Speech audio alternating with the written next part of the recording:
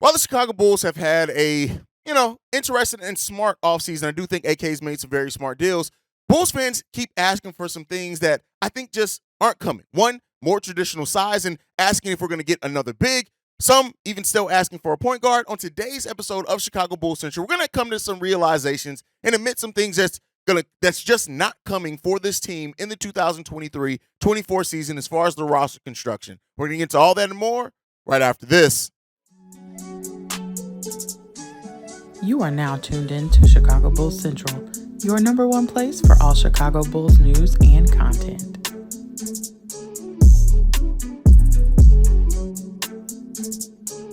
What's going on, Bulls fans? Welcome to another episode of Chicago Bulls Central, your number one spot for everything Chicago Bulls related. I'm the host here, Haize, but more importantly than me, you can follow the show at Bulls Central Pod on every social media platform we happen to be on. But with that all being said, now let's go ahead and get into the content for today. And first up, I want to talk about this. Like, you guys know, I drop videos all the time, sometimes 2 a days. It's been 2 a days for a while now, outside of the weekends, things like that. But ultimately, I see a lot of you guys still clamoring and asking, what are the Bulls going to do for size? What are the Bulls? We need so many people. We need somebody 6'10" and above. It's not happening. Here's the thing, and I'm not even saying that I disagree with the mindset behind how you guys feel, but when you look at just the fact of the matter and the situation in the Bulls roster, that size that a lot of Bulls fans are asking for just is not coming. The Bulls are going to play relatively small, I guess, in a way, if you want to say that, but ultimately, per what I said in the modern NBA, and Casey Johnson even said this on the most recent Bulls Talk podcast.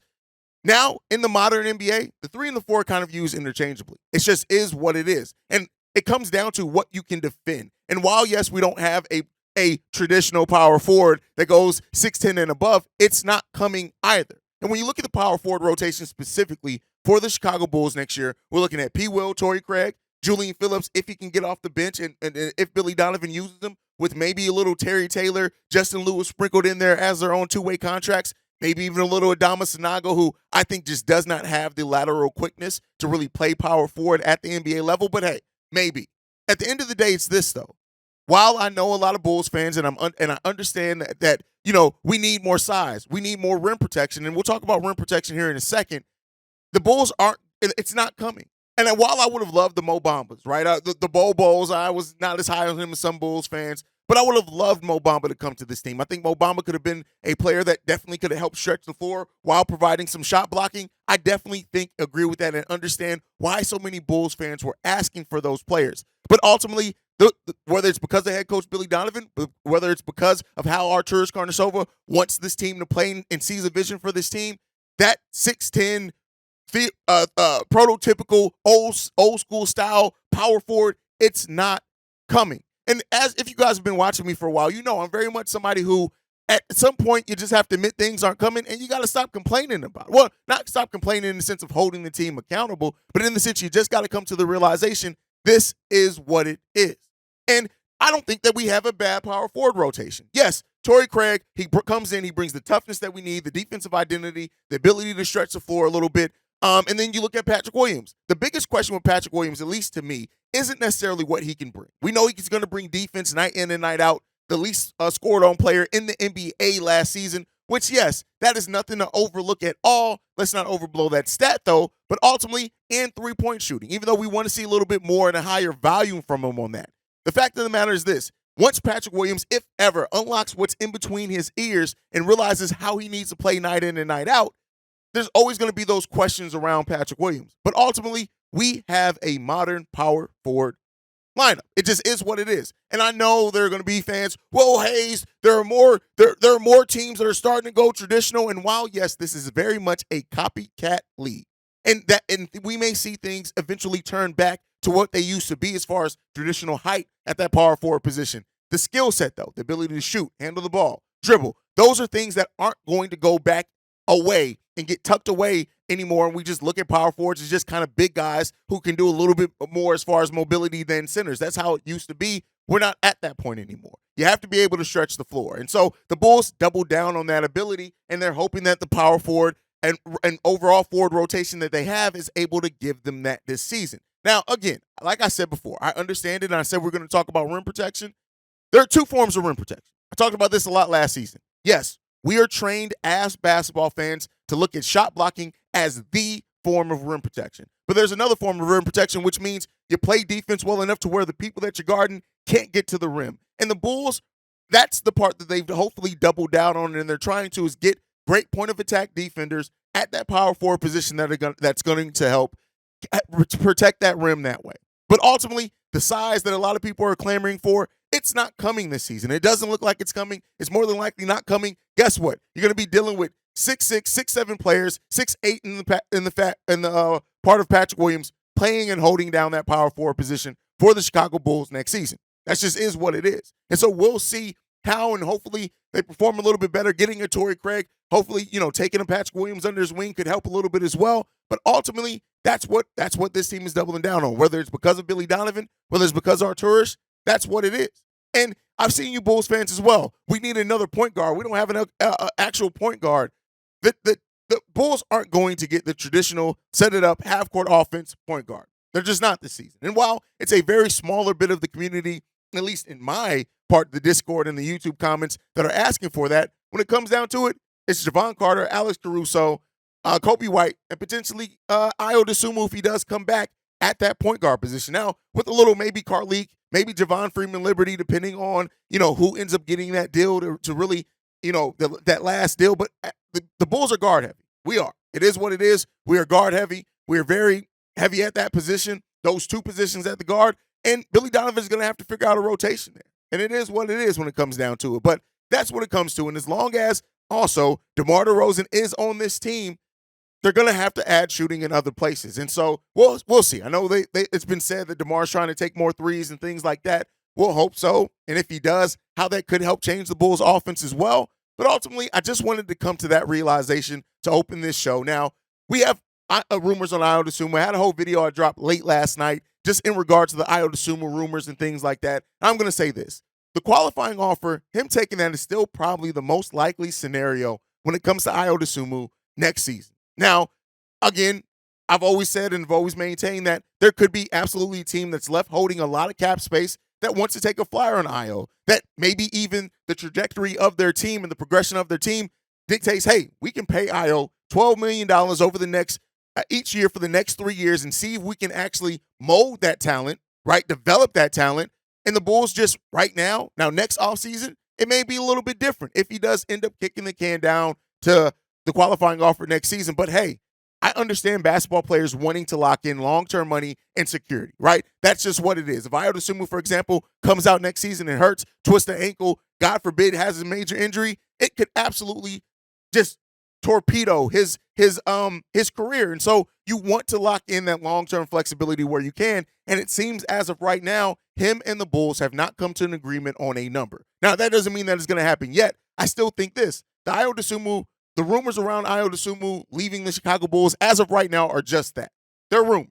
But it doesn't mean there's not some validity to it just by the nature of how restricted free agency works. So ultimately it's this. I think when it comes down to it, when it comes to Ayho, that there is a chance. I won't act like there's not a chance that he can't leave the Chicago Bulls. There's absolutely a chance that could happen. But as of right now, I'll say this. We still have P.J. Washington out there, right? We still have Ayho Dosunmu out there. Restricted free agency can get interesting, especially when you're a second-round pick like Ayho coming off that only a 2-year deal. It can be even more complicated than what it typically is for normal restricted free agents that go through the full 3-4 years, whatever that is. So, we'll see what that brings for Ayho and what the future holds. I do think this. The longer that this goes on and they can't reach a deal, it does become more likely that he's going to take that qualifying offer, in my opinion. But we'll end up seeing, man. We'll see if he signs an offer sheet. We'll see if the Bulls end up matching, which they do have the right to match. And we'll see if we can keep the Chicago kid in Chicago. But if you kind of want more of my overall thoughts on the whole Ayho Dosunmu situation and kind of his role and, being maximized and things like that, go and check out the video I dropped last night. Now, let's get into the last topic for today before we get into the mailbag. First up with this one, I'm just going to say this. The Chicago Bulls are not blowing it up. For those that are still asking, clamoring, hoping, every time that something happens says, oh, the Bulls should blow it up. Like I said, that's your prerogative. You can keep asking for that if you want. Me personally, I tend to stop asking for things that I just know isn't coming, because at that point it starts seeming like begging to me. And so ultimately, this Bulls team is not blowing it up. they are going to try to build through the draft now. And I think now we've seen this.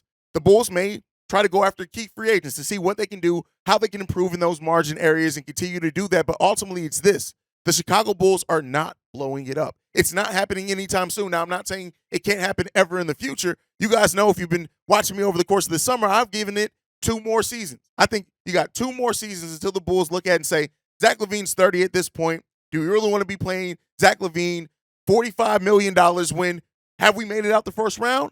Are we an Eastern Conference finalist contender, right? If the Bulls don't get into that area of being legitimate contenders to at least make it to ECF every year, I think that at that point, maybe I wouldn't necessarily still say still a full rebuild, maybe a major retooling, but at that point, that's probably the earliest we're looking at something like that happening. Again, that's my opinion. I don't think that a blow-up is coming. I just don't see it happening. I don't think that they've made the moves to signify a blow-up's coming. When you look at the draft prospects that they have, they've gone still very high potential, rather than players that are able to contribute or not able to contribute right now, but aren't like these ready to go right now. They haven't really made a lot of moves that are the win right now moves after they made those initial ones for DeMar, Lonzo, and Vooch. So, that's kind of what I think is on the horizon. I don't think that a full rebuild is coming anytime soon, and we just need to realize it ain't coming, y'all.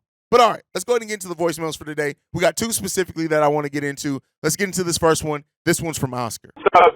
Hey, Oscar here, man. Yo, so I heard about your response to what I said about Armani Bates. Bro, I at this point, it almost feels like I'm hitting up one of my boys and sending voice notes, man. But because I love the show, I love your content, I love the way you interact with us listeners. But yeah, man, I want to preface it by saying my Armani Bates, it's not like I think that Armani Bates is like the surefire player. Cause I played D1 in college, and I'm just saying that I use Armani Bates as a sample, an example of the kind of players that I'm talking about. But I just mean it in general. I think like our team's philosophy, like you just said in this past episode, we need to start looking at players that come into the league with, yes, the potential upside to be two-way players. Because what I think the Bulls are doing is they're hunting the potential of a Jimmy Butler, the defensive upside with hopefully they develop their offense. And now you got a legit two-way player, because this league is being run right now by two-way players, by guys that can dominate.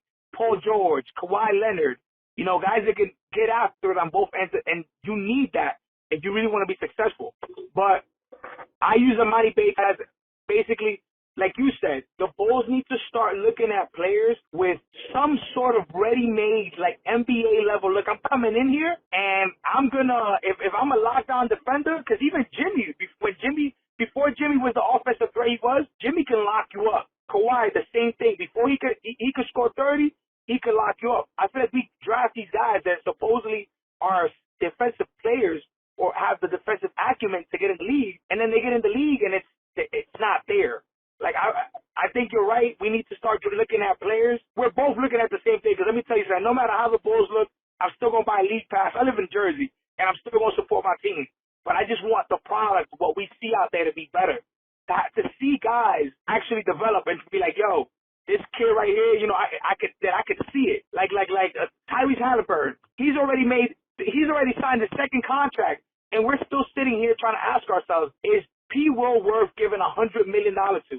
Like, that's what I'm saying. Like, we need to start getting these guys that like, I just call it being a ball player, like wanting to be out there, wanting to showing the improvement. Like, that's all I'm saying, man. Thank you once again. And I know it must be annoying, but I'm going to keep calling, man. I love your content. First of all, Oscar, we're definitely family at this point, bro. Like, and I want to be clear here, right?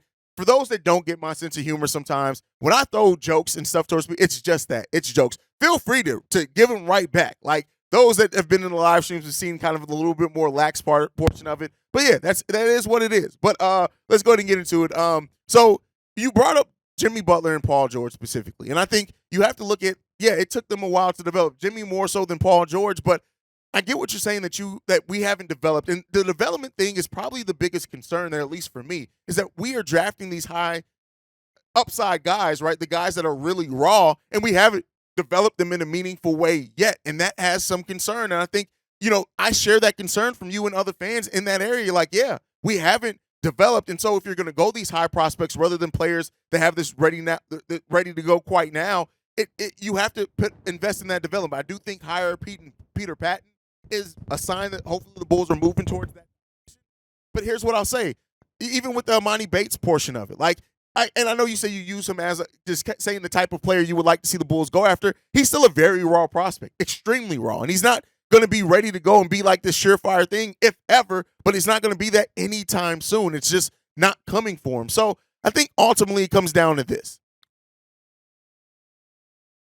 What the Bulls are doing, and, the fact that, they are going these high value, high prospect guys, it's showing that they know that they may need those guys to come in eventually, right? You can draft a guy who's ready to contribute right now that isn't necessarily going to be there for a long time. So I get what you're saying. I get what you're getting at, but I think it ultimately comes down to this. You want to see development, and we all want to see development. And I think regardless of who you draft, whether they did draft Armani Bates or anybody else, if you're not developing them, it's all for naught. It doesn't matter because you're not developing them. And unless you're getting somebody who comes in day one ready to go and is their final form, which is not what the draft is about, you still have to develop no matter who you draft. And right now, we haven't been that good at developing. But all right, let's get into the next voicemail. This one's from Brian. Follow up from, my response to him over the weekend. Let's go ahead and play that now. All right, this is Brian again. You did tear it apart. I mean, some points were good. What if I rephrase this about Dale and Terry and Patrick Williams? Okay, they were young, raw players who did not do very much at college. Let's face it, they did not. They were on good teams. I did watch those teams. In college, Patrick Williams, as I live in ACC country, Patrick Williams, everybody said he's going to be a monster once he gets to Gresham. He's going to be a monster once he gets to the ball. He's going to be a monster once he, learns what he can do. Sounds familiar. It does. Dale and Terry, I have friends who are Arizona fans. They were surprised he went pro. Now, they maybe end up being good picks. They may end up being good players. But what if I said this? They were not good picks for the Bulls because the Bulls are ready to win now. They want to win now. They have win now players at his age, over 29, 33, 34 are their main guys. The role players are a little older. But yet they took developmental prospects, which was not a good plan. Not only that, they took one guy who couldn't shoot, which is what they mainly need. That's why I think they're mistake picks. Their careers could end up okay. I'll give you that one. But I still maintain their mistake picks because they did not at the time fill what the Bulls need. All right. You can't rip that one apart. You just can't. You can't. It's solid right there. Solid stuff. Have a go. Here's where I'll push back on that, Brian. It's just simply this. The Bulls made win now moves, and I will agree. Walker Kessler, if you're going to win now, should have been the pick, right? I think Walker Kessler comes in ready to go, that type of thing, if Billy Donovan's going to play him. But here's what I'll say with that. You say that the Bulls are a win-now team. They have, like I said before, they haven't made a win-now move since they signed DeMar DeRozan, since they signed Lonzo Ball, since they traded for Nikola Vucevic. They haven't made those true win-now moves. They made moves that have helped and improved the team. But they have, and even with that said, you said I can't break this apart, it's this. You don't go need in the draft. You do not want to bet on an absolute need you have for your team off a player in the draft because very few rookies, unless you're drafting high. Now, if the Bulls are drafting top 10, absolutely you go need. But when you're lower than that part, now, Patrick Williams, yeah, Tyrese Halliburton should have been the pick. But that does not still mean that Patrick Williams isn't going to have a hell of a career, and I'm not down on Patrick Williams. But I'm just saying by the nature of who right now is the best player, looks like Halliburton should have been that pick. But when it comes to what the Bulls have done since then, right, the Julian Phillips, the Dalen Terrys of their drafts, you don't want to necessarily bet on a rookie to bring something you absolutely need now, right? So that's kind of my mindset. That's why I wish that the NBA went more towards like what the NFL does, where you have free agency and then the draft, because I think it helps kind of fill that picture out a little bit more. But ultimately, it's just this: like the Bulls aren't a win now team, and I think like AK and Eversley, look, the ceiling for this team right now, without Lonzo Ball, you have a $20 million point guard that you're not getting anything out of.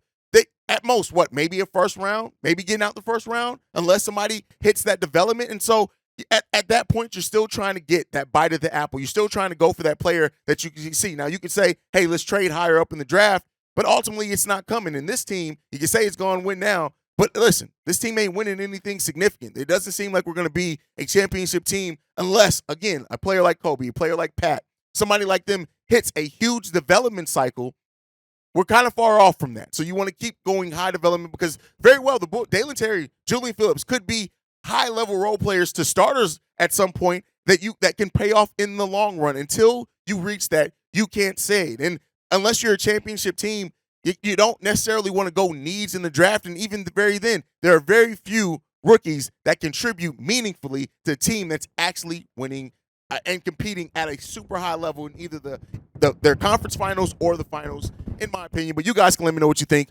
on all that down below. But that's it for today. That's my time. Make sure you're following the show at Bull Central Pod. You can send us any feedback, questions, comments, concerns, bullcentralpod@gmail.com. Lastly, if you want to leave a text message and our voicemail for the show, the number to do so, 773-270-2799. We are the number one spot for everything Chicago Bulls related because of you guys. And like I like to end every episode on, go Bulls. Love you guys. See red if you can, y'all. Peace. This has been a presentation of the Breaks Media.